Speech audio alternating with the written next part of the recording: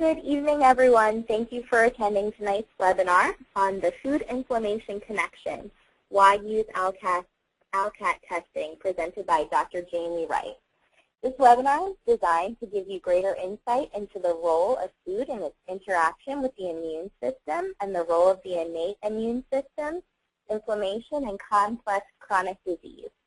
Gluten sensitivity and celiac disease will be used as an example to illustrate the interaction between food and the immune system. Audience, if at any point during the webinar you have questions, please put them in the question box or the chat box located on the right side of the GoToWebinar dashboard control panel. We will address all questions at the end of the webinar. Now I'd like to turn it over to Dr. Wright to begin the presentation. Good evening. Hope you are all well, and I wish I could see you directly face-to-face, but I can't, so I'm going to just sort of talk at the computer here and pretend like I can see you and that you're all very awake and interested in not texting or dressing your children or whatever we all do in the evenings while we're watching webinars. So my guess is that you are on this call to learn something, and one of the main questions that I began asking myself when I was a OBGYN is, why is everybody so sick and tired? And as you continue to ask the wonderful question why, you will continue to uncover more and more solutions, not only for your patients, but for yourselves and your families. And the implication of wellness, which is really what we're talking about here, is tremendous. This may be the solution to our economic problems, our social problems, because when you get the physical body well, you've changed everything in your life, and you can help people walk through this process of allowing their bodies to heal. I've really begun to believe that there's really no such thing as disease, but disease is this extreme manifestation of the body's amazing adaptive ability to undergo chronic and relentless toxicity and stress. And so wellness is really within the human body in whatever state it's in. And so wellness really becomes a process of removal and discovering what to remove and adding a little bit of what the body needs to work right, and then letting the body sort of snap back to its innate well state. Now, obviously, there's some reasons that idea doesn't necessarily work all the time. However, as I've grown and matured in my expertise as a metabolic provider or expert, that philosophy of removal to become well seems to be serving my clients, especially those with complex chronic diseases, better than loading them up with tests and vitamins and hormones and this and that. So hopefully throughout this talk you're going to gain more insight, at least on how I see one key function of our body or one key process in our body, inflammation, and its relationship to the foods we eat and even the way that we maybe think. I'm actually going to show you a study here that will tell you why stressed out people get fat. So I hope this is educational for you. Feel free to chime in with write in questions. I guess I can't see any of those coming in, so we'll deal with those at the end. And onward we go. I want you to be aware that Alcat has put together a fantastic conference coming in November 3rd through the 4th in Fort Lauderdale. Write down this registration information if you're interested. Dr. Alessio Fasano, whose some research of his I will present during this conversation as we discuss what I call gluten syndrome, because I can't really find a better term for it, meaning gluten, we have issues related to gluten. Anyway, he's one of the leading experts in celiac disease and gluten sensitivity, and has done a fantastic body of literature. David Perlmutter, board-certified neurologist, well-known expert in nutrition. William Davis, author of Wheat Belly, which many of you have heard of by now, and will be there speaking, and then some other authors and experts as well here. So join that. We'd love to see you there if you want to learn more about these topics of food and inflammation and such. What do you see here? What you see is a graph of our gross domestic product and the growth of our economy, which is the lower blue line, and you see a graph of our healthcare spending. So let's just think about our personal economy. If my wage is on the lower line and my spending is that upper line, what do we call that? Well, eventually we call that bankruptcy, right? And this is the state of our healthcare economy, so to speak. So we really do, we have a, well, they say we have a healthcare crisis. Frankly, we don't have a healthcare crisis. We have a sick care crisis because our system is driven by sick care. What we really have is we have a healthcare opportunity. And I want to cast the vision here that you all have tremendous opportunity because you can learn how to bring added value, tremendous value to your clientele, to escape the medical model, to escape the declining reimbursements, to escape the horrendous stress. You know, I call myself a reformed OBGYN, and I've only been out of residency for 7 years. I've practiced OBGYN for 5 years total. I realized 3 years into it that it was a zero-sum game, and in that short amount of time saw reimbursements decline. And honestly, I really wasn't helping people in the way that I wanted to. That was compounded with my own onset of fatigue, brain fog, bad anxiety, and my wife spent virtually 2 years in the bed when I was home with mysterious symptoms, chronic pain, arthritis, and extreme fatigue. And I basically said, I'm done with this. The stress is killing us, and I want out. My journey to leave medicine actually brought me full circle to doing functional and metabolic medicine. And my differentiating point is simply my delivery of results. And so I would encourage you to really focus on educating yourself and trying and going there with patients. And in order to help some of the most complicated people, you're going to have to be a master of the gut. And so throughout this talk, you may have greater insight into why gut health matters, with a central theme that I'm going to beat into you, which is inflammation, in my opinion, is basically disease. It's sort of a central disease process. I have yet to think of any disease process that does not revolve around inflammation. Some of you may have something in mind and send it in because I've talked to a lot of people about this, and we all sort of think and scratch our heads and go, there must be something. But I can't think of one. Nonetheless, inflammation is a center point of a vast majority of disease. And we're going to look at food and specifically a little bit of gluten. We're going to use gluten in what I'm going to call the gluten syndrome because gluten has an effect on the body in many ways and affects both arms of the immune system. And the symptoms that can be manifest from gluten are varying. We're going to use that as a model to teach us, gee, what can foods in general do to cause symptoms that we would not otherwise relate to food? And what is the mechanism? Because the mechanism is not bad digestion. The mechanism is not yeast of the gut necessarily. The mechanism is foods are activating the immune system. Okay, so I apologize.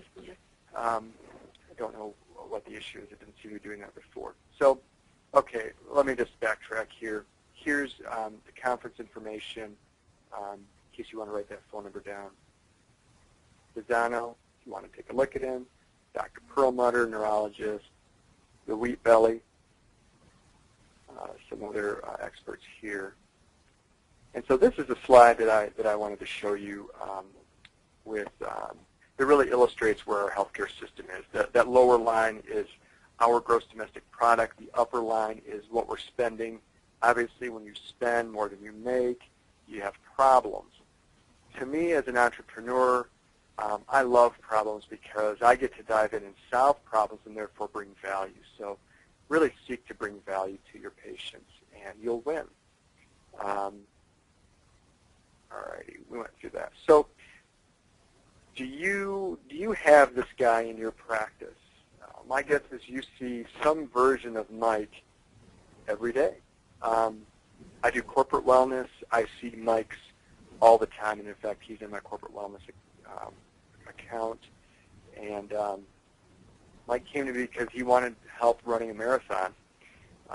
He had lost a little bit of weight from this picture. And I mean, when I saw this picture of him, I thought this was maybe his father because they have a family history of heart disease, et cetera. This is Mike at age 31, and he looks 50.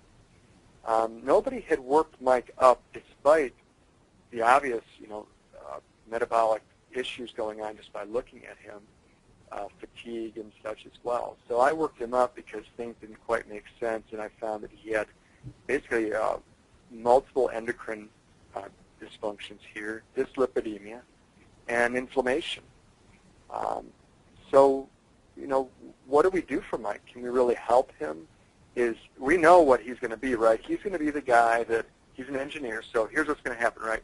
When he's 44, 45, everybody shows up to the office on Monday and says, did you hear what happened to Mike? He dropped dead, or he had a massive heart attack on the golf course or whatever this last weekend.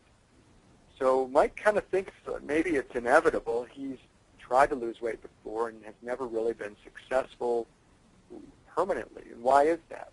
Well, he has issues, and so we're going to talk a little bit about this.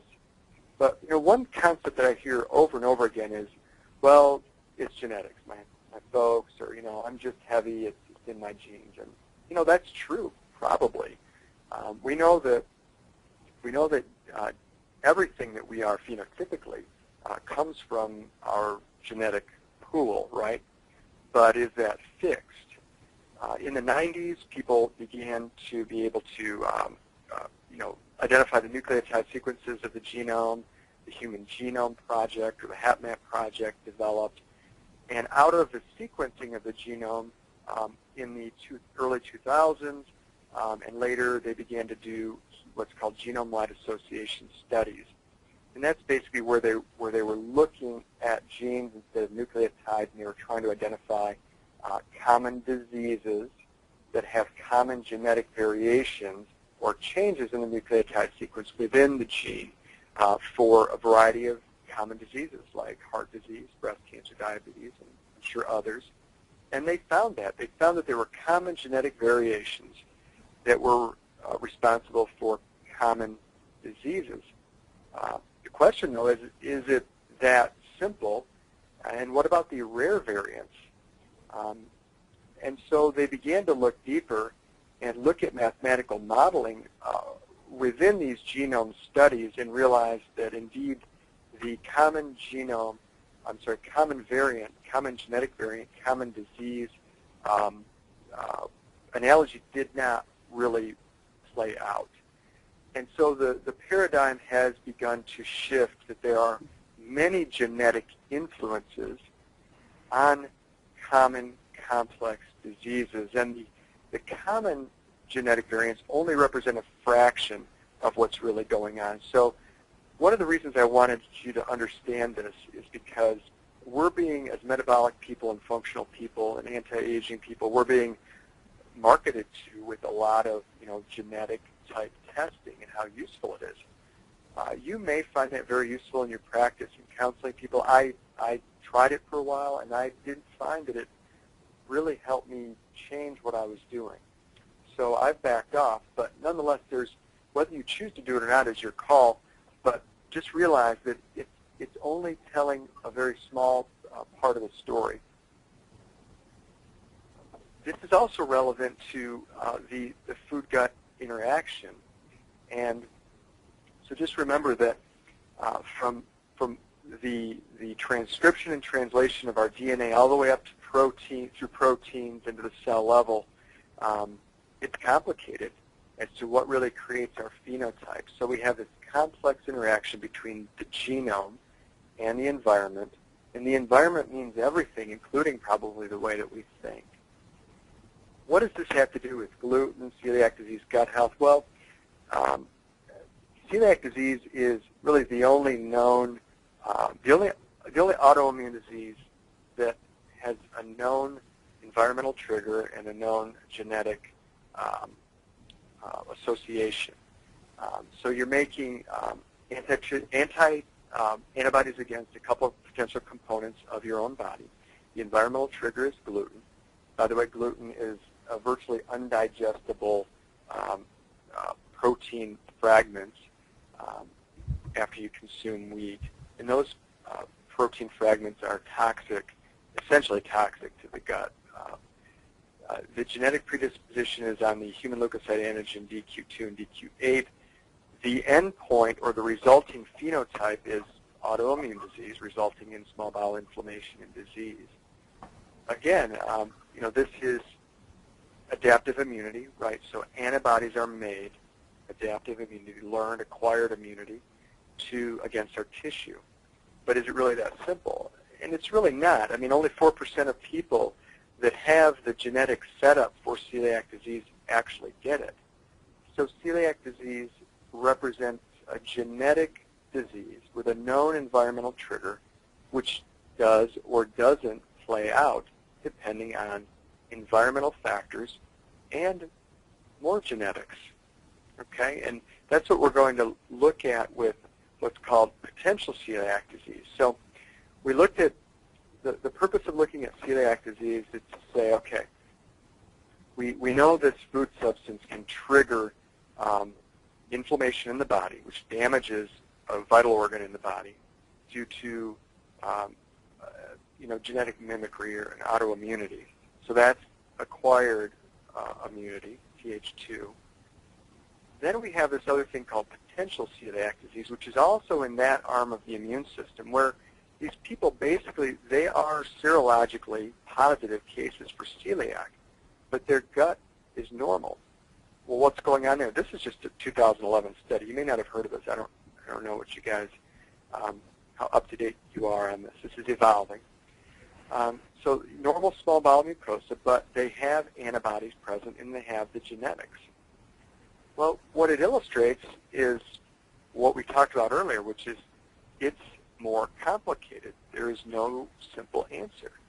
So these people have identified at least 6 other genetic polymorphisms or changes within the genome, but these are changes within the immune system aspects of the genome, both innate immune system and the adaptive immune system, which will determine or be part of determining whether the patient develops full-blown celiac disease, meaning do they have bowel pathology or not.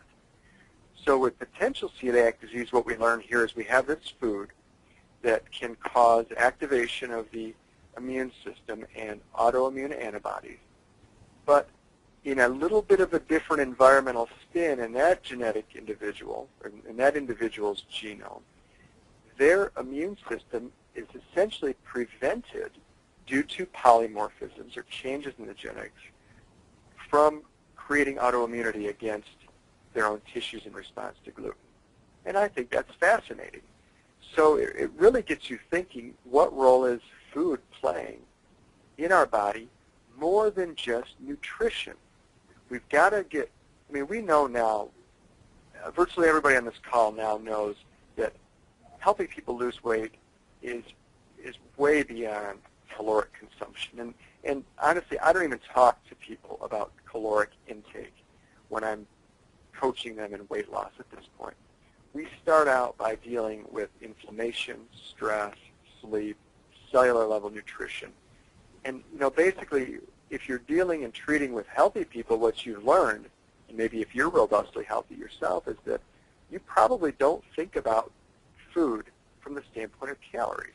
You think about food from the standpoint of inflammation, how it makes your gut feel, how it makes your brain feel. Does it provide you energy, or does it make you have brain fog and fatigue? Other things besides calories. So this just sort of adds another layer of a different way to think about what's going on with the immune mechanisms in relationship to food of your clients and patients. Oh, let's see. Now, okay, so celiac disease and potential celiac disease, that is adaptive immunity. Now we're going to move over to the other side of the immune system, the innate immune system. And basically, Fasano was I believe that one of the first authors that I'm aware of, so he's looking at gluten and celiac disease, and he's finding that there's something more going on here, because you have people who are reacting to gluten, and they may have similar GI symptoms in relationship to gluten, but they don't have celiac disease. They're having activation of some other aspect of their immune system, which may be damaging tissues or organs remote from the gut. They do not have leaky gut. In fact, the gluten sensitivity people in Pisano's study, when compared to people with simply gastric reflux, had tighter gut, essentially, than the reflux people. There was really limited involvement or no involvement of the adaptive immune system or the antibody or celiac disease, and only about half of them, carry the HLA sequence. So he said, there's something more going on here, and what we know is that's the innate immune system. So the cellular immune system, or that immune system that we're born with, where the cell recognizes something is foreign and essentially seeks to remove it or block it, and that causes inflammation. What sort of diseases revolve around innate immunity or non-celiac disease conditions? Irritable bowel syndrome, likely one of them. Gluten sensitivity, gluten-sensitive ataxia, maybe autism, and psychiatric disorders. I'm going to present now some studies, and we're not going to go into a lot of detail here. I want to, kind of create an overview for you of what's going on with the innate immune system and gluten in the innate immune system, and some disease processes that you may not have linked to the gut or to food. But remember, this is not about gluten. We're using gluten as a model to show us that foods are interacting with the body, driving inflammation through their activation of the immune system, and that should teach us more than just, we should stay away from gluten or not. I want to make sure, Sarah, everything is going well with the slides. You can see this stuff okay? All right, I'll assume I couldn't hear you, but that's a yes. Okay, so going back here, irritable bowel syndrome is a non-celiac disease, I really view irritable bowel syndrome as an inflammatory condition of the gut. And, this is old data in the corporate wellness world. This is 2004. This disease process is probably substantially more costly now than at this time. This is a big deal. And even if you just look at helping people understand how food is impacting their body, we can really, again, bring value to our patients and to our economy by helping resolve some of these problems. So what else is the innate immune system driving in response maybe to food, or just through the innate immune system in general? So some psychiatric studies have been done looking at acute mania, schizophrenia, psychoses, and they found that indeed elevated levels of IgG against Celiac, so that shows exposure, okay? One thing to get a handle on here is that we're not talking about allergy here. And the concept of using IgG testing to tell you what foods to stay away from is a little bit paradoxical to me. If you read immunology literature, they say that IgG is protective against IgE, or allergic reactions to things. We know that if you have someone, just take immunotherapy, you have someone who is allergic to, just say, pollen or dog dander, they're making IgG or IgE against that, right? So what do you give them? You give them the antigen repeatedly, and their symptoms ultimately reduce or go away. Well, what happened during that process? Well, their body, instead of making IgE with repeated exposure, began to make IgG, and as their IgG levels go up against the dog dander, their symptoms go down, so the IgG is protective. So then you have to say, well, why would we do IgG testing against food? And I personally don't. I haven't found it to be all that robustly effective for people. So looking at, so I don't want you to misinterpret this here. This is not increased IgG to gliadin, therefore they're having gluten allergy. This is exposure to gluten. So there's no other celiac disease markers here. This is acute mania. So that means this is not an antibody issue. Okay, so this is something else is going on. And these people, as they're eating, as their exposure to gluten goes up, there's a relationship to that in acute manic episodes and hospitalization. So my question is, well, what is gluten doing to the brain and how to facilitate it? Or what is gluten doing to the hormones that are doing something to the brain, or doing to inflammation that's doing something to the brain? This is complicated, but this is 2012 here, March of 2012. This is not, fully understood, but it's not the only study. You've got another study with schizophrenia here. These people are saying we're seeing a novel or different immune response to gluten in patients with schizophrenia. This is not celiac disease driving the gluten response. It's something else, and that something else is this innate immune system. Another study looking at almost 500 people. So exposure to gluten, again, through positive IgG to gliadin, and no autoimmunity, so not celiac, and so their immune response to gliadin is different. And they're relating this exposure to gluten, triggering of something in the immune system, and psychotic episodes. How about neuropathy? So again, we're seeing this gluten having an impact on the body, remote from the gut. It's very interesting.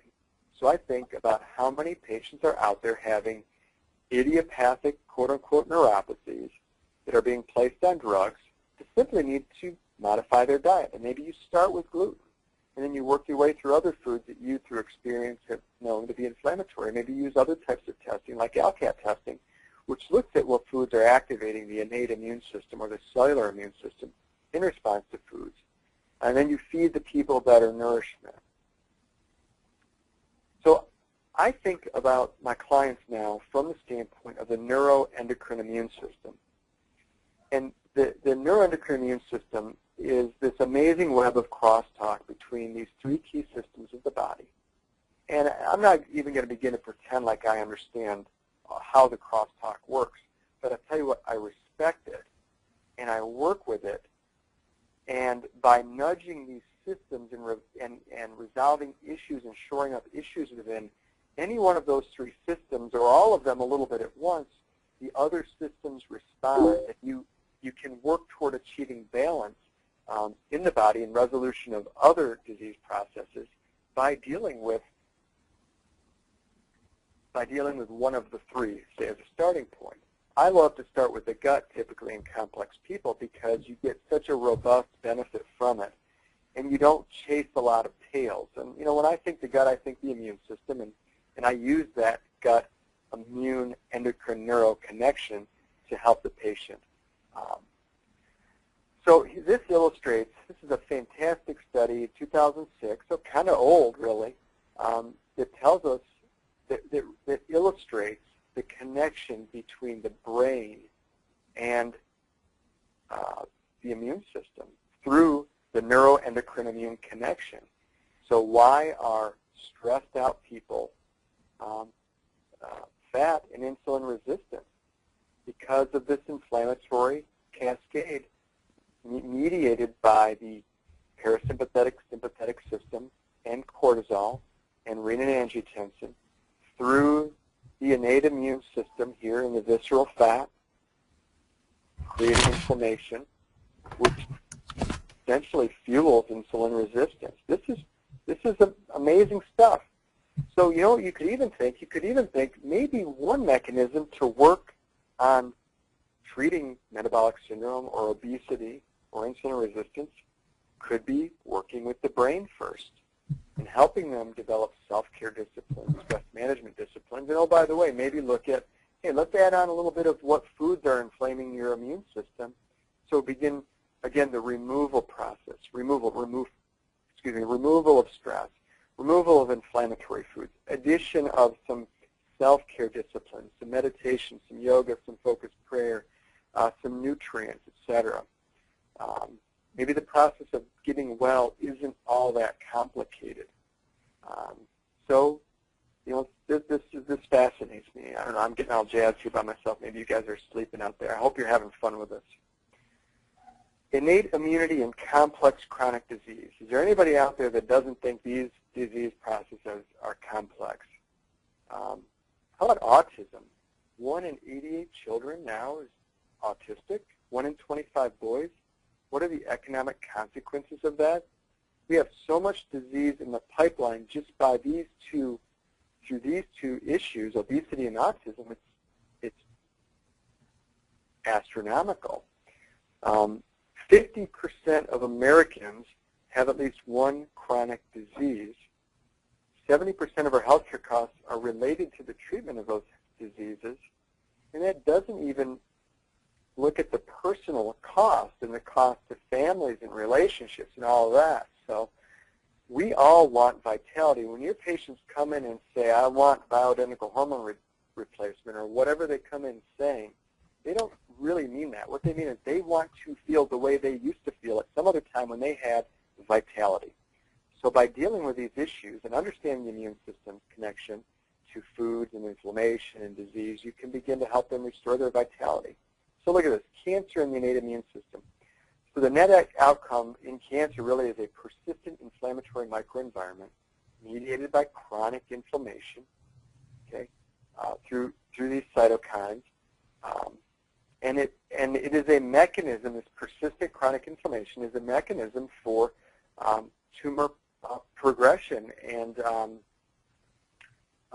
metastases. Metabolic syndrome, the role of the innate immune system. I just think reading this is a great way to explain. The pathogenetic role of the innate immunity is being appreciated, this is 2011, in diabetes and metabolism that had been considered previously as a pure metabolic disorder. Well, my question is there really a pure metabolic disorder? I don't think so. I think what we have is we have a complex communication between the endocrine, immune, neurological systems. All the metabolic systems are interconnected. So this is great insight, but it's certainly not rocket science. So you can tackle these metabolic disorders by dealing with inflammation, by understanding how the innate immune system plays a role in this process. So this study, 2001, now this is sort of ancient history in our field. Chronic activation of the innate immune system, the cellular immune system, may underlie the metabolic syndrome, characterizing the common soil for the causality. Now that's a pretty bold statement. The causality of type 2 diabetes and cardiovascular disease. So, and we all know that cardiovascular disease is not a cholesterol problem, it's an inflammation problem. And we should know that diabetes is an inflammation problem as well. And indeed, inflammation is probably the common link in this cascade of disease here. But type 1 diabetes as well, and Fasano is also not only with celiac disease as an autoimmune disease, but looks at type 1 diabetes as an autoimmune disease and gluten's role in that. Certainly the role of chronic low-grade inflammation and insulin resistance, activation of the innate immune cells, promoting insulin resistance and beta cell damage of the pancreas. So this is a big deal, 2012 study here. So again, I'm beating you up with this theme of the innate immune system's activation in complex chronic disease here. Obesity is a disease of inflammation. Oh wait, maybe obesity is actually just a biometric or a symptom of inflammation. So everybody talks about weight loss, but I don't really see it that way. I see obesity simply as another sign of underlying inflammation. And other things, you know, like cellular level nutrient depletion, cellular level metabolic dysfunction. But all that fat around the abdomen is inflammation, and it's because you have macrophages living within that white adipose tissue, promoting inflammation, which impairs glucose tolerance and promotes insulin resistance and diabetes. I beat you up with type 1 diabetes already. I'll move on. Okay, this study came out last month. All I want to point out here, I'm no autism expert, okay, but I do understand that these kids are inflamed, and there is a direct link between the gut and the brain, and even the traditional pediatric world has acknowledged that there is a connection between the gut and the brain and behavior. They just don't know what it is. They need more information. So, but we don't need more information. We understand the role of the gut biome and foods and inflammation. And what this study illustrates is there are known immune abnormalities in these disease processes: cancer, arthritis, psoriasis. You think immune system, right? Autoimmunity. Cancer is an immune problem, not a tumor problem. Inflammation. So there's these known immune abnormalities in these conditions. And they discovered, lo and behold, that there are some similar immune abnormalities found in many autistic subjects. So there's inflammation, one of the root causes, or immune system problems in these kids with autism. And again, anytime I think inflammation, I think gut. And anytime I think gut, I think what's living in there, the biome, the gut biome, and what foods are you putting in your mouth that are activating the immune system. And with that, I think Alcat test, because it's the only test I know of that really helps us understand what foods are activating the immune system. So can other foods, so we see that gluten and gluten sensitivity can trigger a lot of issues with the innate immune system, leading to neurological conditions, psychiatric conditions, and so can other foods do this? And this study in 2005 showed that the innate immune system, innate immunity, is involved in the development of inflammatory and autoimmune diseases. So yes, other food proteins can participate in this inflammatory cascade involving both the gut and the entire body. In other words, systemic inflammation. Should we be looking at food's role in complex chronic disease other than caloric intake? Absolutely. That's what you need to be thinking.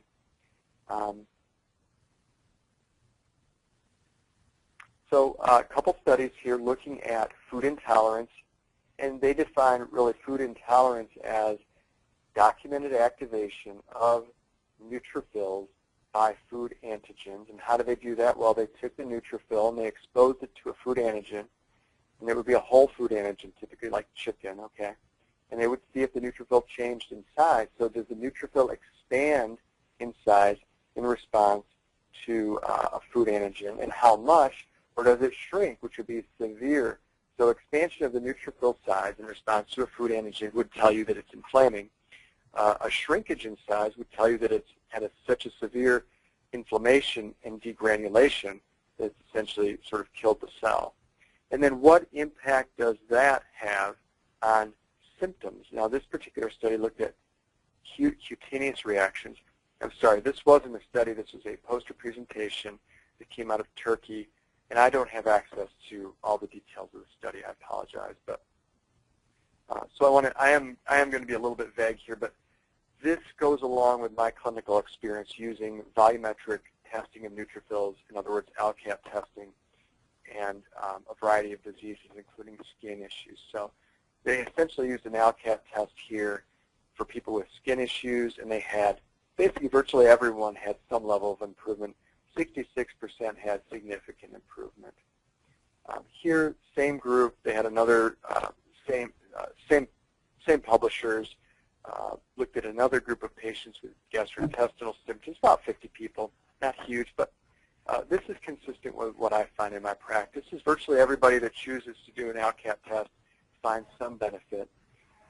Those with autoimmune disease, severe gut problems, inflammatory bowel disease, mysterious irritable bowel syndromes where they've been given a variety, a myriad of funky diagnoses or told it's just GERD or whatever, they improve significantly. In fact, one lady in my corporate wellness program was using the toilet 3 times an hour due to irritable bowel syndrome.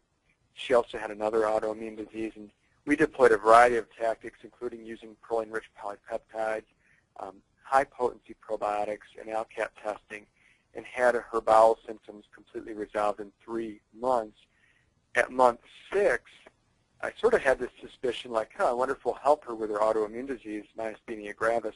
She had reduced her use of her myasthenia gravis medication by about 50% at month 6 by reducing the inflammation and immune activation in her body, largely through her diet, using the Alcat test as a means to guide and direct her diet. So, all right. And then weight loss. So again, I want you to think about weight loss.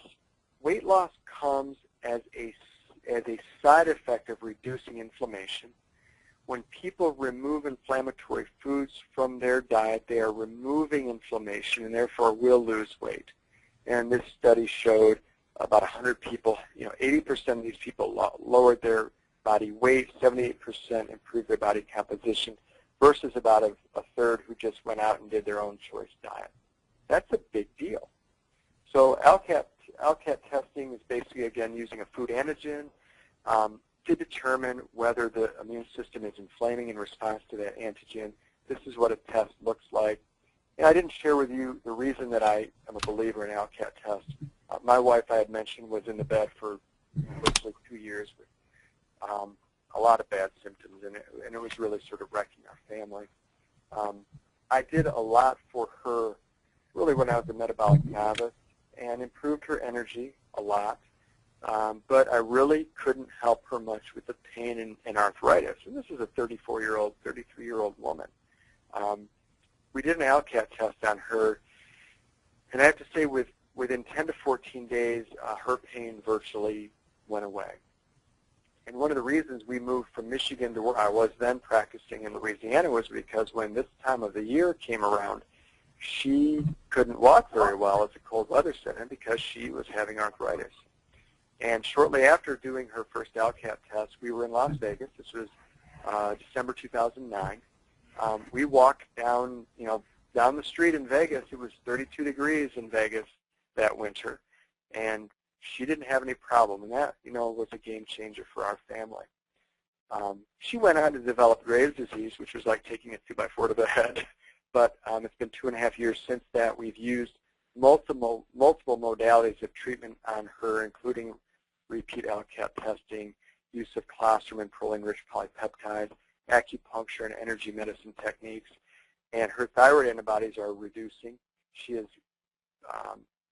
almost completely gone off of her methimazole and propranolol. And you know what the key was? It was persistence and being smart with her evaluation of metabolic systems and getting her gut under control under stress. So I want to encourage you that as you're working with these complex patients, or maybe you yourself or a family member has a complex disease, that every day you wish wasn't there and every day you feel like you want to quit. Don't. I tell my patients and myself, I'll quit tomorrow. And through that perspective and that persistence, you will be able to help virtually everyone. You may not cure them. When you're dealing with complex chronic disease, cure maybe needs to be a nice reward at the end of a long game for some people. But you will help them get their quality of life back and some measure of vitality. So look at the impact of weight loss here on these disease processes, diabetes and hypertension and dyslipidemia. But you know what? I don't think it's really weight loss. I think you're reducing inflammation. And the reduction in inflammation is allowing the body's metabolic processes to work properly. Certainly very heavy people have a mechanistic effect of weight, but I think there's more to it. Certainly you can argue both sides. So complex chronic disease is expensive, $172 billion alone for diabetes. Cardiovascular disease and stroke is almost a half a trillion dollars. Obesity, $144 billion in 2007, almost $3 grand per person more healthcare costs if you're obese. So we are the ones who are going to create the change. We are the change agents. in our sick care system to really convert it into a healthcare system. And I want to implore you, encourage you, inspire you to go out there and change your life and inspire others around you to change their lives by starting with the foods that they're putting in their mouths, the thoughts that they're thinking, and the ways they're moving their bodies. You need to develop an understanding of the neuroendocrine-immune system and a respect for it. But you don't have to know everything, and you won't. This is complicated. Recognize that life is fully integrated. Everything affects everything. So respect the fact that if they make a small change in one area, over time, persistence, that will have a compounding effect on their well-being and their wellness. And I call this life change through wellness. The basics of the gut are remove the inflammatory foods. You could start with an start with an elimination diet, remove gluten, wheat, grains, milk, cow milk products, soy, sugar, processed foods, whatever they can. I mean, I give them a list. Some of them do, some of them don't, some of them do one. It's fine, it's whatever. If they do one thing, that means that they will do two eventually, and they will begin to create that compounding effect of well-being and wellness. The key here is get them learning. Get them to start thinking outside of their assumptions like, I guess this is just what happens when you get older, right? You don't just get fat when you get older. You don't get sick when you get older. You don't get diseases when you get older unless you live life a certain way. Reduce stress. You will not be able to take people all the way down the path unless they're dealing with their stress and starting to begin to create some self-care disciplines. But I'm telling you, you're probably all going, how in the world do you have a self-care discipline? I struggle with this myself. Maybe you're an expert at it. If you are, that's amazing. Philosophically speaking, in America, we really focus on getting stuff. But, the more robust my health becomes and the lower my stress, the more richness there is in just well-being. And I'm finding more and more value in that state of living and less value in money and things. And so, as you go down this path, maybe your patients will learn some things like that from you as you learn them. So we looked at gluten as an example of a documented example of how foods can activate the innate immune system, causing disease and disease symptoms. We know that foods can also activate the immune system. We know that chronic disease is involved. We know that the inflammation and activation of the innate immune system is involved in chronic complex diseases like obesity, diabetes, cancer. And so what we have to do is we have to simply discover and eliminate what is activating our innate immune system. And we can use food as our first, easiest, cheapest way to do that. And we can do this for all conditions inflammatory, and we can watch what happens. So we talked about Mike at the beginning, and I used nutrients and some hormone replacement therapy with him, some food eliminations, Alcat, a little bit of exercise. Actually, that's not true, a lot of exercise because Mike was very motivated to exercise, and persistence, and this is what you get. This is amazing. I mean, I'm smiling right now looking at this. This is a game changer for this young man. He's 32 now, just turned 32. Imagine if you're the company that employs him. How much healthcare expense did you avoid in this process? How much presenteeism or the fact that Mike is not peak performing for them here at 285 pounds, inflamed and brain fog and fatigued. He's a maniac right here. I mean, this guy is unbelievable now. And so that's who I want to be. That's who I want to see working in my companies. So there's the inflammation story. Don't forget November, a conference that will have this general theme. Going to have some wonderful expert speakers there, give you a great perspective on things. And that's the end of my talk. Thank you, Dr. Wright. My pleasure. We do have a few questions from the audience. The first question is, can lactose intolerance be cured? so I no longer require lactase if consuming dairy?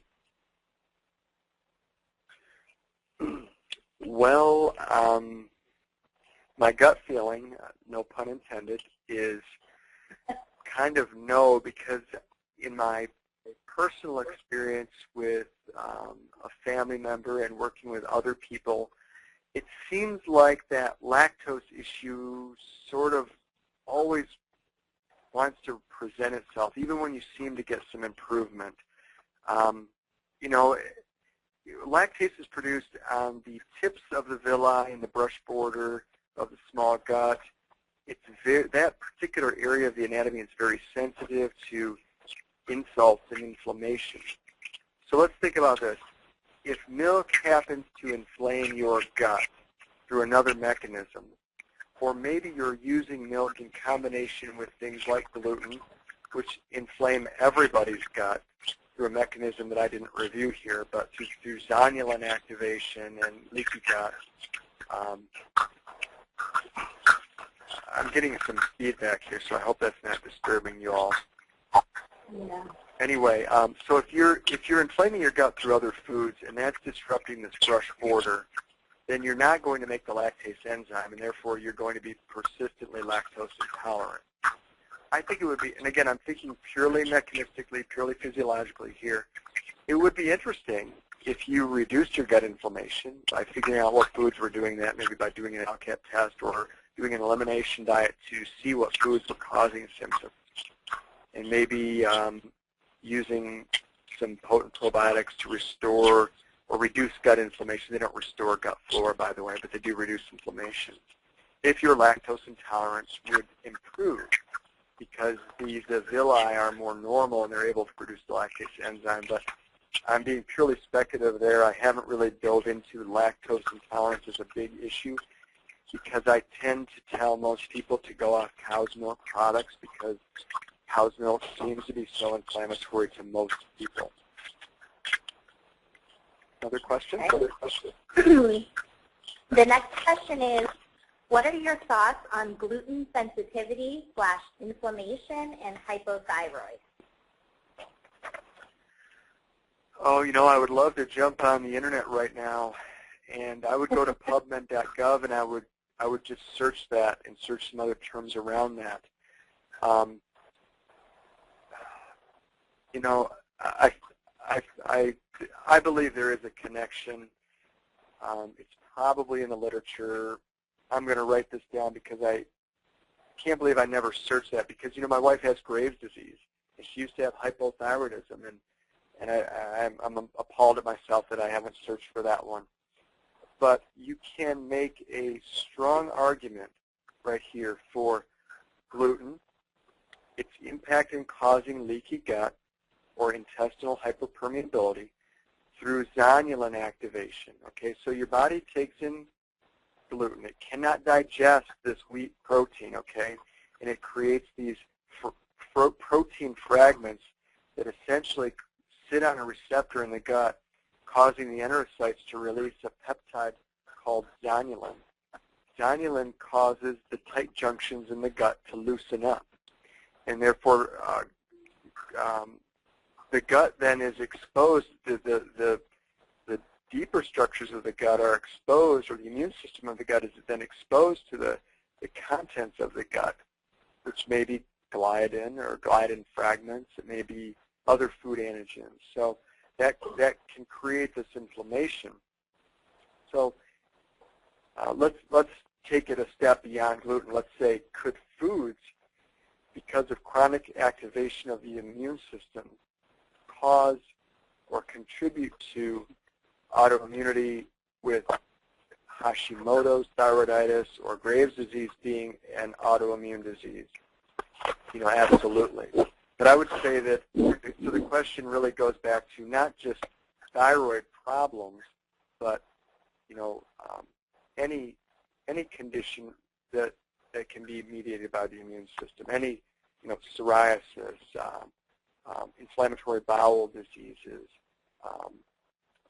arthritic, you know, rheumatoid arthritis, really driven by reactions to food. So Yeah, everyone in my practice that has any kind of autoimmune disease or low functioning of thyroid, say due to antibodies, I would take them off gluten empirically. Okay. Next question. The next question is, please explain the clinical significance of IgG versus IgE. IgG versus IgE? Yes. Okay. So when you're talking about immune globulins, you're talking about the adaptive or the acquired or the learned side of the immune system, meaning this side of the immune system, the B cells, which make the antibodies, they have to be exposed to something foreign, and over time they develop a response against it, which is essentially meant to be a protective response through creating antibodies. So you don't get that virus again that you had today. You don't get that in 2 months when you're re-exposed to it because you have a protective antibody because your immune system learned it, versus the innate immune system, which is the cellular immune system, which goes out and attacks something and creates inflammation to destroy it and other things. IgE is an antibody that is really mediates allergy and histamine release. It's probably closely involved in parasitic infections and helminth-type infections. IgG is more involved in the viral bacterial side of adaptive immunity. When I talked about, maybe the question came a little bit out of me talking about the IgG concept and IgE converting to IgG. Let me explain that just briefly, what I meant by that. When many people come to me in my practice and they've done IgG testing because it seems to be popular in my area. And they, generally speaking, they've never had a really robust effect from it. Now, I could be biased here. Maybe I'm just looking at things differently. So you may have different clinical experience, and I respect it. I'm just sharing my story here. So, and I began looking deeper into the literature at that and then studying the immunological aspects of that. And it really appears that IgG, especially when you look at it against food, and really anything, shows that you've been exposed to it, and it's sort of a protective antibody. If someone has allergy symptoms to, say, pollen, they're making IgE, and that's causing them to have mast cell degranulation and histamine release, and therefore these symptoms of inflammation mediated by histamine. That's caused by IgE. If you give them repeated small doses of the antigen, say pollen, many of those people over time will begin to have less and less symptoms related to pollen. Why is that? It's because as they get repeated exposures, their body's IgG quantities or titers begin to increase. So it's the IgG that's protecting against the allergic IgE reaction.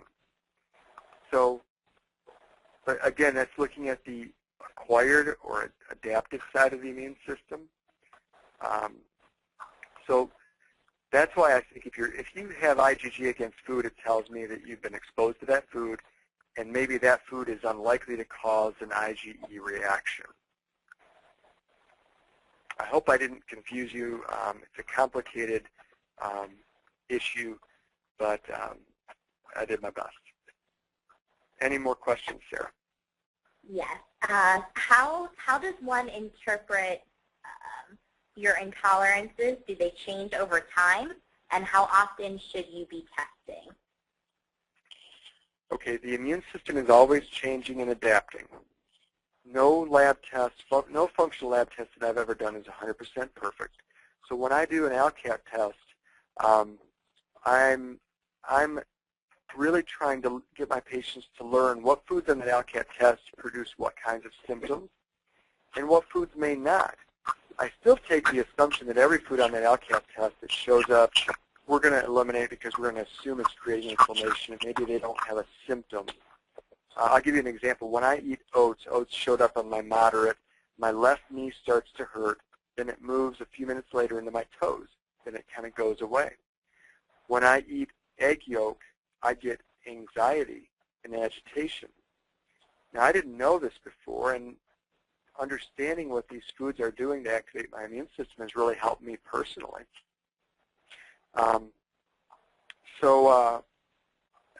I think I may have gotten a little bit off track. Read me that question one more time, Sarah. I want to make sure I really focus in on that question.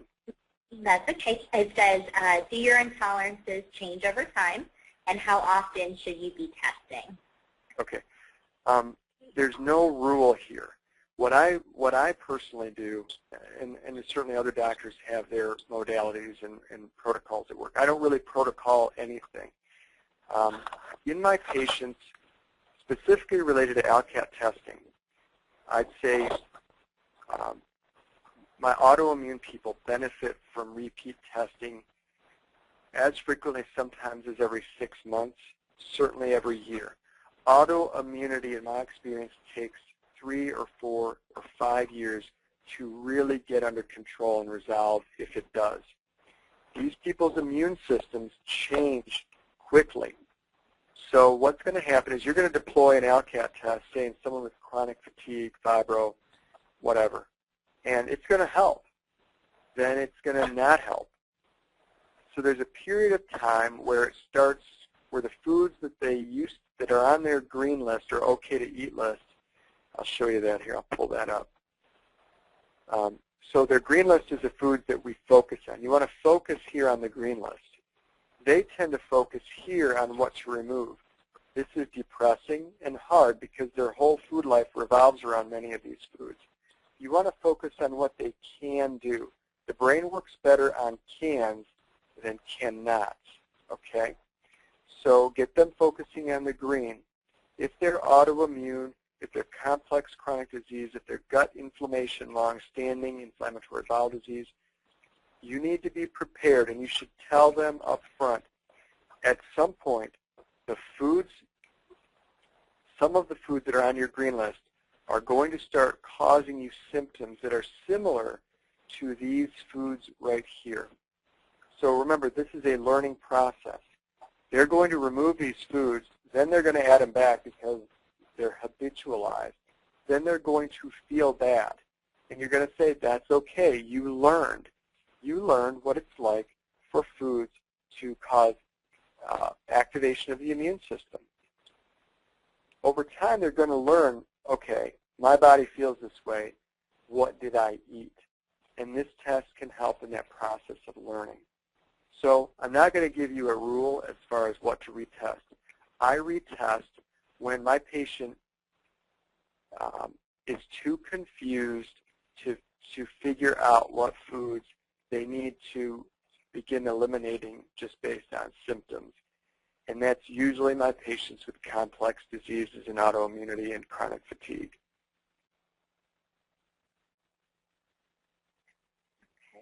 Okay. The next question is, how does one interpret positive Alcat results for a food that a patient has never ingested?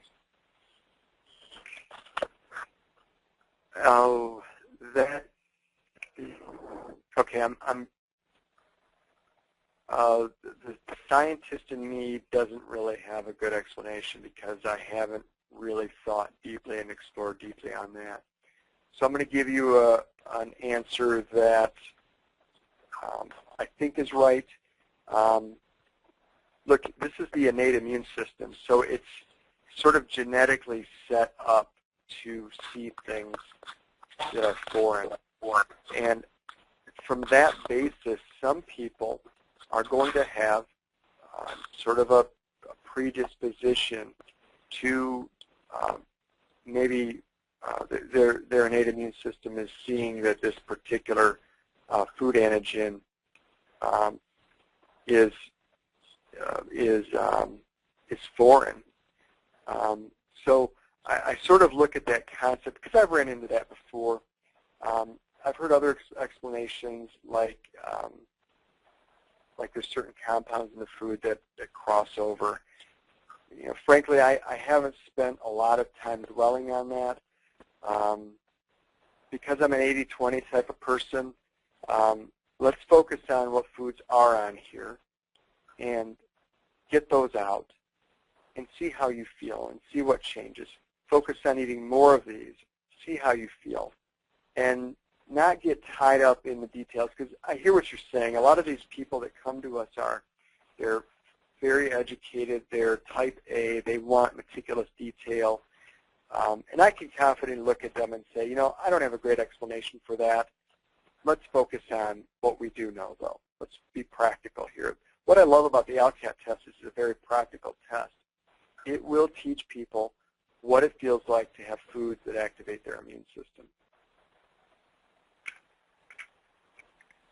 Okay, the next question is, what do you think about the use of periodic colon therapy complementary to good nutrition habits to avoid gut inflammation? Okay, I have to fully disclose that I have no experience with colonics and things like that.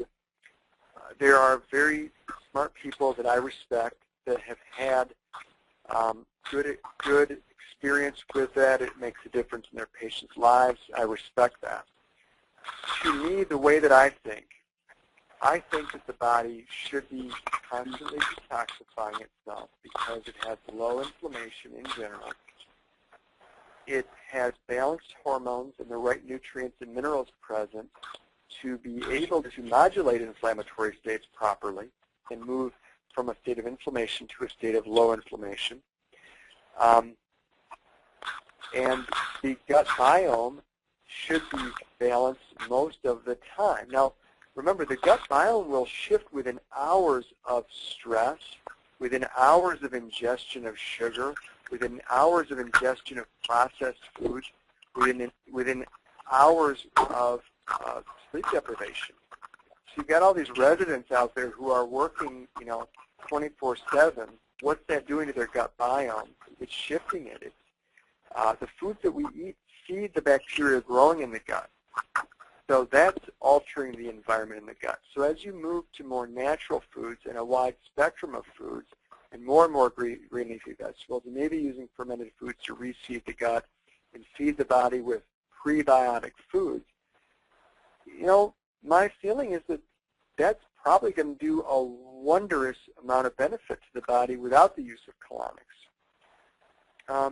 So I tend to try to do the basics first before I would deploy something like that, even though again, I don't use that. So if you're thinking about this physiologically and you're doing those other things that are important, and you found that colonics, or whatever you mean by that colon therapy, is bringing added benefit, then maybe there's something more to it that I don't know. If a person happens to have well-balanced gut flora, and you're disrupting that with a major purging, that does sort of worry me. So be cautious with that. Just some thoughts, though. Just a creative thinking there. Okay. Well, last question, but somebody did ask if you could repeat the website that you suggested on the hypothyroid question asked earlier. Oh, okay. That's the National Clearinghouse for all research studies published since 1966. It's just pubmed.gov. They probably knew that. They just didn't hear me. So pub, like publication, P-U-B, med, M-E-D, P-U-B, M-E-D.gov. And you can Google search that. And I'll tell you what, I will have a patient literally sit down in front of me, and they will begin talking, and they will say something that I don't quite understand. And I will pull up PubMed while they're talking, and I will search around whatever that scenario is. And I can find literature to help guide me right there in front of the patient. So as you begin to dive into the literature and learn some of these things, you'll realize, hey, this isn't rocket science. This isn't hidden information. This is all right there. Nutritional information has been in the literature for decades. It shocked me when I started really diving in and doing the master's degree and such, after I completed the fellowship in anti-aging medicine, how much was out there, and I was like, why didn't anybody teach me this? So, again, it'll be a paradigm shift for you. So PubMed.gov. Excellent. Well, Dr. Wright, thank you so much for taking time out of your busy schedule to have this evening webinar with us and the many people that logged on to attend. It went really, really well, and thank you so much for sharing the knowledge with us. My pleasure. I wish you all well. Thank you. And anyone that wasn't able to attend or would like to get a recording of the webinar, it will be recorded. Just check your emails tomorrow, and you'll get a link with a recorded webinar. Thank you, everyone. Have a good night.